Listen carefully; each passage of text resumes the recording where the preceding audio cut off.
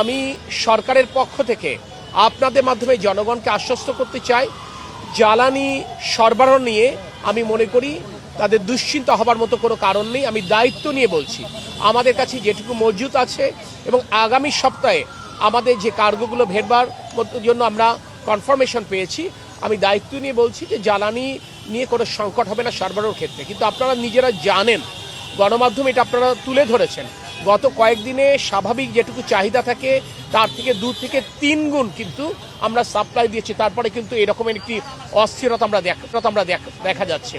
আমি যাদের সাথে কথা বললাম অনেকে কিন্তু স্বীকার করেছেন, সাধারণত ওনারা যতটুকু তেল নেন আজকে সবাই ট্যাঙ্কি ফুল করতে চাচ্ছেন, অর্থাৎ একটি সংশয় থেকে, একটা দুশ্চিন্তা থেকে, একটি আশঙ্কা থেকে ওনারা এটি কাজটা করছেন। আমি তাদেরকে এটুকু বোঝাবার চেষ্টা করেছি যে দুশ্চিন্তা করবার কোনো কারণ নেই, আতঙ্কিত হবার মতো কারণ নেই। আমি গণমাধ্যমের সহায়তা চাচ্ছি, তারা যেন এই সঠিক তথ্যটা তুলে ধরে। আমরা যদি সকলে স্বাভাবিক থাকবার চেষ্টা করি তাহলে ইনশাল্লাহ এই সংকট এখনও নেই, ভবিষ্যতে তৈরি হবার মতো আমি কোনো আশঙ্কা অনুভব করছি না। কারণ আমাদের যে মজুদ আছে এবং আমাদের যে পাইপলাইনে যে কার্গোগুলো আছে, ইনশাল্লাহ এটা আমরা মিট করতে পারবো।